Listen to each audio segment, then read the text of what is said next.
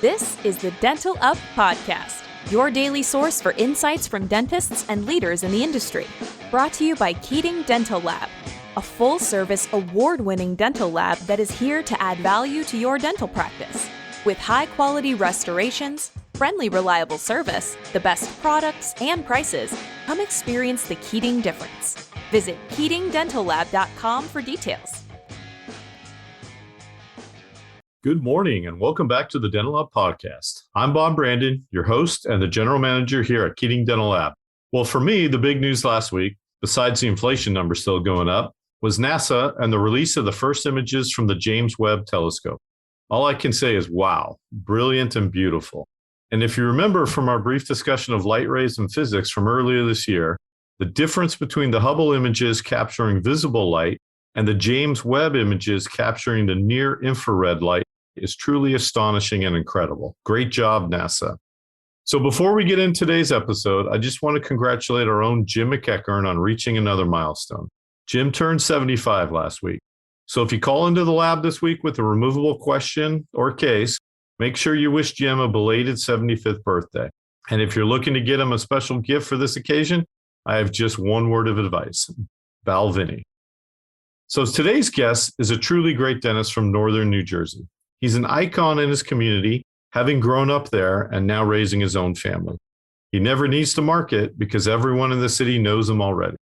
And they know his compassion, his skill set, and his dedication. He's a great communicator and always puts his patient's best interest before his own. And if I lived in this region of the country, honestly, I would go see him for my own dental care. Please welcome to the Dental Up Podcast from West Caldwell, New Jersey, Dr. Mike Masella. Good afternoon, Dr. Masella, and thank you for joining us on the Dental Up Podcast. I want to thank you for sharing your time with us. Thanks, Bob. It's good to be here. This should be fun. Awesome. For the Dental Up Podcast crew, we have Dr. Mike Masella, who owns a practice in northern New Jersey and, previously worked for another Keating customer. And well, I guess we're getting ahead of ourselves, but Mike, tell us where you went to dental school and when you graduated and, what your first job was like out of dental school. Yep. So I went to undergrad at James Madison University in Virginia, then on to UMDNJ, New Jersey Dental School, now called Rutgers. 4 great years there, graduated in 2004, then went on to do a general practice residency at Mountainside Hospital in New Jersey. And right out of my residency, I worked in a couple of offices. The main office was with my uncle, Dr. Tom Masella in West Caldwell, and, did 3 days there. And the other office was Dr. Lee Frost in Rutherford, New Jersey, over by Giant Stadium. Yeah. And Dr. Lee Frost is the one who turned me on to Keating. And God, that must have been, Bob, what year was that? That was maybe 05, 06, something like that. I was going to say that was the mid to early 2000s. And, I still remember, Dr. Frost picked the restaurant, but, we met up after a night at the Greater New York, the meeting, right around Thanksgiving. And that was really cool. Yeah. And it's kind of like, it's been a marriage ever since, it's like, you gotta dance with who you took to the prom, and we've basically been married ever since, Right. I've been married to you longer than I've been married to my wife. Me too. Yeah. It's so funny, but when you put it in those terms, I mean, that's what this business is. It's a relationship. And, we are, we're married and we have some ups and downs. And sometimes there's those, rough patches of communication or where you don't really want to look at your spouse or look her in the eye. But man, we always get through it, though. That's the cool thing about this. Yep. Awesome. So tell us what it was like in the early days working for Lee Frost at Frost Dental Group and, So Lee, let me tell you, Dr. Frost over there in Rutherford, he was the best. He showed me the ropes, that saying he did. And he got me involved with you guys. I was doing some implants out of my residency and I just kind of, accelerated that with him. The patients were great. It was just such a positive experience to have somebody like him, mentor me. Then in conjunction with that, I was with my uncle, Dr. Tom Masella, And, I kind of always thought that would be where I would end up long term. Right. And I mean, you talk about patients who love their dentist. I mean, patients come from miles away to see Dr. Tom, my uncle. And it's, he embedded the philosophy of, patients don't care how much you know until they know how much you care. And I love that. That logo, it's on my website. It's on my wall in my office. And that's how I do it. And that's how my uncle did it. And that's how I'm going to continue to do it. Because patients, they don't give a hoot about what's going on. They want you to care about them. And they want you to be just a normal person, man. They have either a toothache or a smile makeover, whatever it is, just treat the patient, care for them, keep all the other BS out of it, That right there, that's gold. And that's the one hallmark of all successful dentists. All of our successful customers have that as to their core, really. And it's the compassion for the patient. It's the high level care that you guys, the successful ones, are really imparting in their business model and their treatment every day. And I mean, honestly, you have that philosophy. It holds true with every member of your staff. And I've had many conversations with them that, you may or may not have really been privy to, but your staff really is great, and they care for your patients. You could care for the patients all you want, but it is, I mean, I'm a sports guy. It is a team effort. I literally have the best team in dentistry. And it's my staff, it's my front office staff, it's my assistants, it's the hygienist, then it's you guys, it's the lab, and it's even my my supply guy, it's such a team effort. I think I've kind of been successful because I treat it like a team. I mean, I've been a coach my whole life and in sports, and that's the way I approach it. Hey, we do the same thing here. It is a team. Sean likes to run it like a football team. And I know you're a football coach and a big football guy too, but yeah, you're in any team sport, any team environment, any business, you're only as strong as your weakest link. And you got to get everybody on board.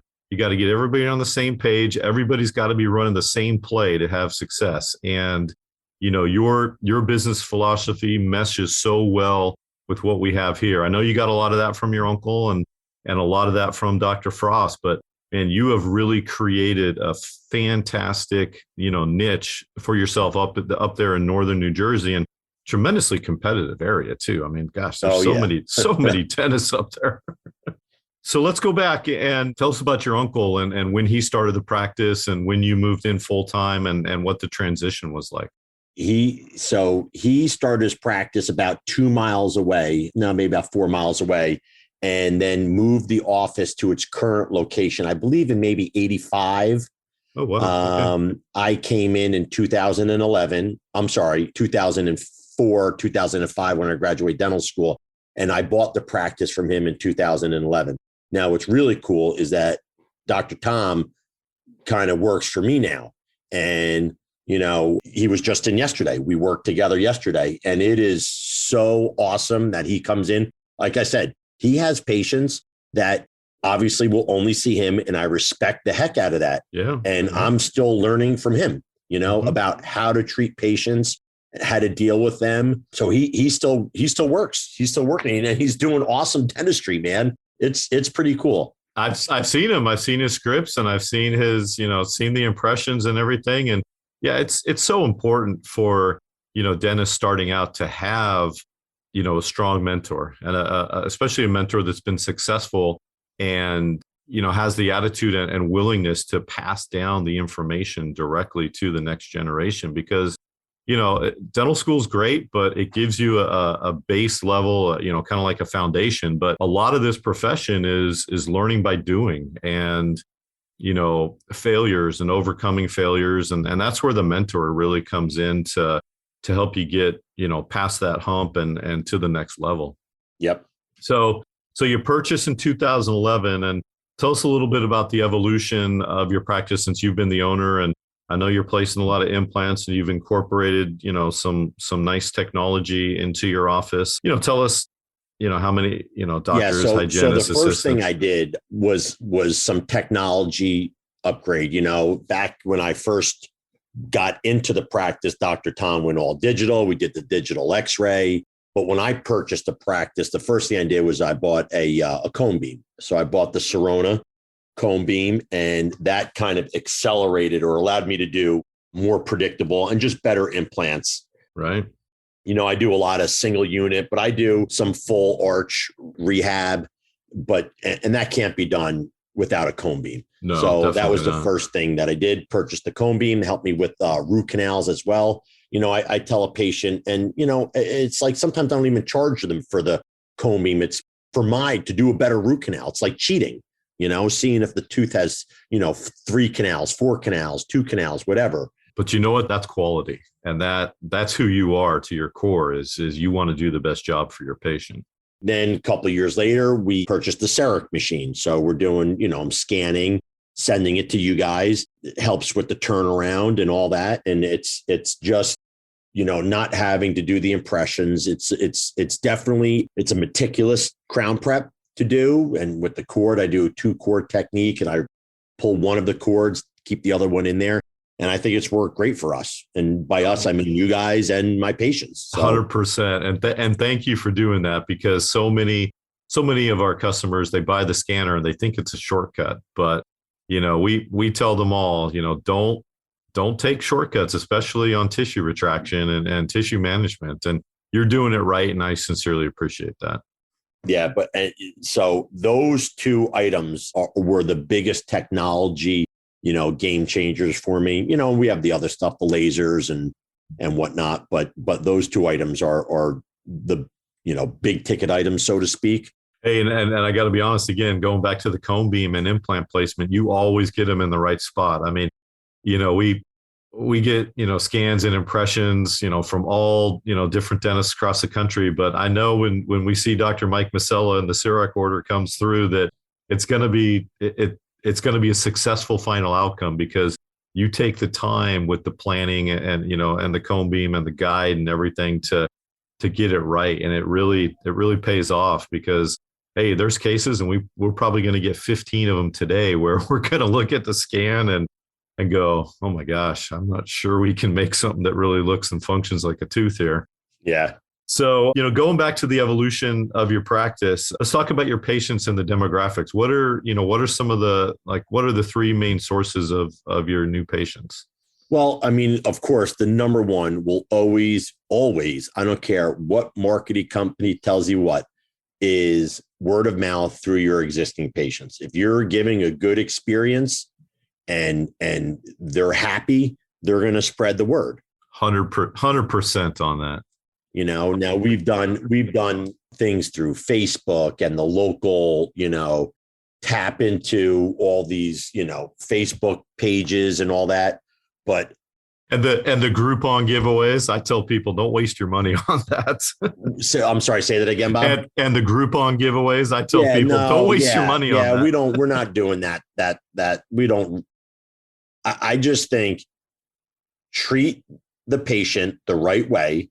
They will tell their friends, be there as a resource in the community. And with me, I might be a little different. I coach both of my sons' teams. I'm out in the community. I grew up in Caldwell, went to Caldwell High School. I still help, with the high school football team. So I'm in the community. So, putting up a billboard in town is probably not the right move for me, Right. Yeah. People know you, and they know your character, and they know you're a high quality dentist. So yeah, they're going to find out from a direct interaction with you, or, your sons are going to have an interaction with their parents, and yeah, they're going to find you. I love it. That's, word of mouth advertising is the best in this profession. Yep. Awesome. So we talked a little bit about how you first came to know Keating Dental, through Dr. Frost. And then you, honestly, you brought your uncle on board with us too. What was it like in the early days, compared to now? Because you've been with us for so long. Can you remember back in the early days when you were working, for Dr. Frost? And yeah, Keating... it was great. I mean, the one evolution I could say that's happened probably with most dentists, I remember just doing, PFM crowns with Dr. Frost, Sure. however, 15 years ago, Mm-hmm. the technology and you guys have kind of educated me. I've educated you. It's like a two-way street. We've gone to the zirconias now and we're doing all the EMAX and, Absolutely. it's just, to me, I think it's a better restoration. 20 years ago, I think the smile makeovers were true porcelain laminates. Right. Now, we're doing crazy things with layered EMAX and, and even the posterior, we're doing zirconia. It's like, from that point of view, it's changed pretty good. Yeah, the advances in metal-free dentistry have been fantastic, and it's reshaped. It's reshaped this business. It's reshaped the entire dental technology industry. Vendors are always coming up with new and better materials. More aesthetic materials. Stronger options, millable options, and yeah, we're able to pass along those restorations and services on to you guys. Yeah, for an example, a conversation that I have with Keating. I'll do, let's say 19 or pick a tooth and I'll put on my CEREC, hey, Bob, give me a buzz on this one. Let's talk about it. Yep. And we'll talk about what type of material we want to use. You might say, hey, the occlusion doesn't look great. The other side looks like they're bruxing, looks like they're grinding the heck. Maybe the monolithic EMAX isn't the way to go. And what do I usually say?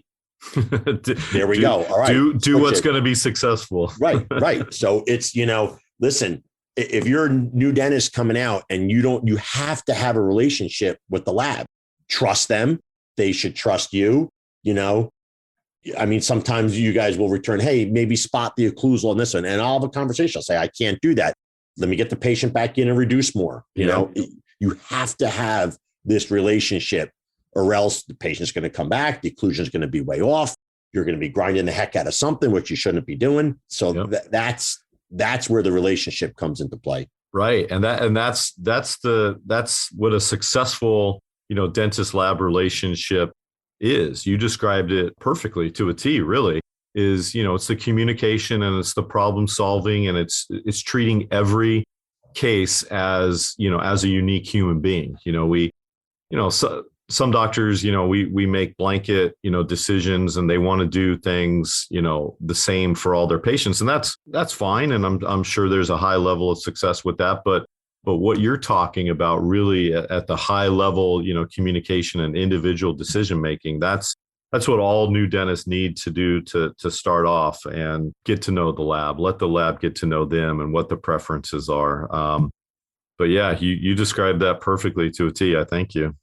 So let's go back to, I would say the two or three most common types of restorations that you're prescribing right now. And why do you tend to choose those? That's a good question. I would say, man, pull up my account. I would be curious to see. I would say like an EMAX layered would be number one. I'm not sure if these are two different restorations. For anteriors. Yeah. Right. And then I would say a monolithic EMAX. I don't know if you're calling that a separate one. And then of course I do like a zirconia crown. So I don't know if you're considering those three different, but those are the three restoration types I do the most. I can't tell you the last time I've done a PFM, a porcelain fused to metal. Maybe I've done one or two this year. I think we've done some on some bridges, some longer span, 4-unit bridges. Yep, correct. Yeah, I'll definitely agree with that. But single units, those are the three main ones. Yeah, metal-free dentistry again, and those are three of our most popular. EMAX layered for the anterior, especially if it's single unit and you're blending it in with natural dentition. That's the way to go, 100%.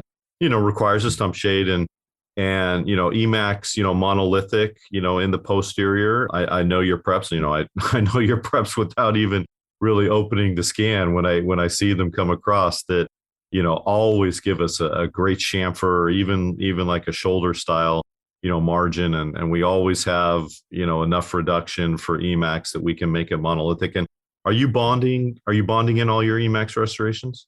I kind of mix it up. Sometimes I do. Sometimes I do like use a resin modified glass ionomer. Sure. Yeah. It depends case by case. Sure. If it's like a veneer, then yeah, I'm bonding. I think I use God, I'm drawing a blank. Not Reliax. I use Variolink. Oh yeah, absolutely. Ivoclar's product. Yep. That's fantastic. Yep. So, what advice, you're probably in the middle of your career, right? I mean, you and your wife are. I thought I was at the end of my career. I thought I was retiring next week. Okay. So what advice would you give to the young man or woman that wants to buy your practice next year? Well, they would be buying I would not even say you're buying a practice. You literally are buying a family, because I mean, you have to be ingrained in my office in the community to be successful. That's just the way I've built it. But I teach at a residency program where I did my residency at Mountainside Hospital, and I was just working there this morning. Yeah, so let's talk about that. I met the new residents for the first time this week, this morning. Great bunch. 5 residents came in, and I already started talking to them about, the future and what they need to do and how I see the future for them and what they need to be proficient in, and, use the residency as, I'm not going to say the reason to try things, but, they're under the guidance, of course, of the attending, but see what they are comfortable with, what they're not comfortable with, what they need more training on with CE. It's a safe environment, Yeah, and yes. it's supervised, and, you're there to, minimize the mistakes and the risk and everything. And you're there to, provide guidance, but it's definitely a time to, see what they like and, right. and test out their limits a little bit. And I'm there telling them, listen, you need to be doing these, metal-free restorations. Mm-hmm. Maybe in dental school, they weren't doing them as much, but now's the time. They have to start doing it, different type of preparation, and they need to start looking, they take cone beams in my office, and, you need to learn how to read cone beams and, start doing some advanced imaging, molar root canals and things like that. So my advice to an early dentist is get out there and spread your wings and see what you can do, what you're comfortable with, what you're proficient with, and then say, okay, if I don't want to ever place an implant, fine. All right. You don't have to do implant surgery. There's plenty of periodontist oral surgeons that will help you out. But, at a minimum, you should be able to restore the implant. Oh, absolutely. Yeah. When 20 years ago, maybe some dentists weren't restoring implants and they would kind of elect not to do that. But I don't think that's even an option these days. No, I agree with you. I mean, every student should have an understanding of implant dentistry, coming out of school, and then, going into a residency program or, whatever their first, 3 to 5 years are. I mean, they need to become proficient, because implant dentistry is taken off like no other, subset of this business. I mean, we're flooded with implant cases, and a young dentist needs to become, proficient and confident, in implant dentistry procedures. Yep, definitely. So tell us about the students. Where'd they come from? Are they all local, Northeastern? From, I think 2 went to Stony Brook dental school. 1 was NYU, 1 was Maryland. I think another one was, maybe 2 were NYU. Wow. So yeah, it's exciting. I'm off on Thursdays, and I go there and I kind of, I pay it back a little bit. And I had another great mentor in Dr. Mary Voitis at Mountainside, who was my, mentor. She actually just retired. But, you got to give back. I mean, absolutely give back. And it's like, I try to keep it real with them. I'm like, I'm not like this stuffy type of dentist who, different things work in different people's hands. And listen, I learned from them. They learned from me. I mean, I think I went in this morning. I was like, hey guys, I'm doing this really cool podcast today. And they were trying to give me some help on how I'm going to do a podcast. So yeah, hey, we're all lifelong learners. Each and every one of us. We need each other. Yep. Oh, that's really cool. So tell the rest of the day. I mean, I know you coach your sons. Tell us what know. So let me give you a Thursday and Friday. So today, woke up, quick workout, had to drop my car off to get fixed, onto the hospital, worked at the hospital from 8 to 12:30. Did the thing with the residents, saw however many patients, started teaching them about I have to start teaching them about cone beams because that's a big thing for the implants that I placed there. Then back home, I'm doing this really cool podcast with this really great dental lab. Little lunch. My kids just got home from baseball camp. We're going to hang out. Nice. Later today, we have to get ready for our Cooperstown trip to the fantastic. Baseball Hall of Fame. My son's 12U baseball team. We're going to Cooperstown in 2 days. So we got to get ready for that. Man, how great is that? So we have a send-off party for that tonight. Tomorrow, Dr. Mike is back in the office, work 7 a.m. to about 1 tomorrow. And we will see every emergency known to man to try to free ourselves up because we're closed next week while I'm at Cooperstown. Yeah. So what's the schedule like for Cooperstown? Is it a set schedule? Is it, win in advance or skills competition on Sunday? Cool. 2 games Monday, 2 Tuesday, 1 Wednesday, and then on to the playoffs. And we'll see how we do in the playoffs. Fantastic, man. We're gonna have to get you back on for a full report of the tournament. That's, man, what a great experience your son's gonna have. I mean, that's awesome. What about do they play football? Because I know you're a big football guy.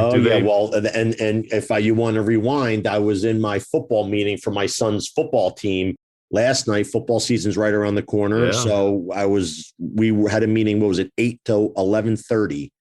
Getting ready for the season coming up, which starts in like 4 weeks. And then, I try to help out still at my high school, Caldwell High School, just coming off a state championship. We're going to try to run it back. We got a new head coach. So congratulations. Yeah, we're busy here in Jersey. Are you a position coach at the high school, or are you I help. So what I do is a lot of stuff during the game day. I'm up in the box with the coaches. Yeah. Adjustments. Yes. Like another set of eyes. I help run the sideline video system. So the guys that are coaching now, I actually coached. It's like, wow, am I that old? Oh, that's great to see because they're giving it back too. Yeah, he's like my little brother. I coached him my second year coaching there like 20 years ago, and he's now the head coach. So, oh, sweet, that's fantastic. So he needs an experienced dude like you up in the box. Find it. You got to identify the weak links on the opponents and go after them. Oh man, that's cool. So do both boys play football? Yes, they do. Shane's 9 and Tyler's 11. So they're on different teams. Shane's on the Pee-wees and Tyler's on the juniors, the 5th and 6th grade team. So yep, it's good stuff, man. Are they playing your position, or did you let them go their own way? Yeah, Tyler is actually a quarterback. Yes. And Shane's a running back. So. Oh, nice. Both on offense. That's great. Yep. Fantastic. Wow. Well, hey, thank you so much. You want to talk about college football a little bit? Because I know you played there too. You want to talk about realignment or? Well, I tell you, that's another that's another whole podcast with the realignment and everything. My alma mater, JMU, just bumped up to the Sun Belt Conference, so they have big things coming. Yeah, fantastic. Yeah, but the transfer portal, man, that set everything upside down. But yeah, it's a new world from when we were kids going through it, man. This is a whole new world. I don't even recognize what's happening these days. Southern Cal with a new coach too. Yeah, new coach and new league. We're in the Big Ten now. We're coming out to play Rutgers. Come on, what are we doing here, man? This is crazy. I know. We're sending student athletes on 6-hour flight, 5-hour flights across the country, and 3 time zones away, and God bless them. I know when I was in college, I don't think I could have handled that. I could barely get to class on time most of the time. I can't get to an airport on time or get to the bus and make sure you're on the plane on time, man. Yep.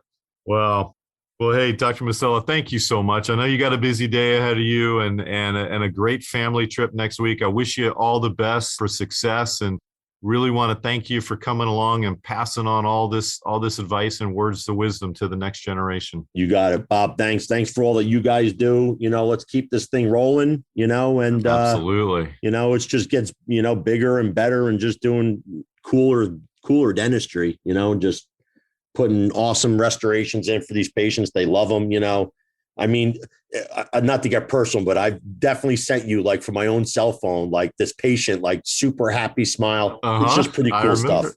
Yep. Oh, that's good. That's why we do it. That's why we get up and go to work every day. We work for the patients, and we want great results. And yeah, man, we're on to bigger and better things too. It can only go one direction, and that's up Yep. for you and for us. Yep. All right, Awesome. buddy.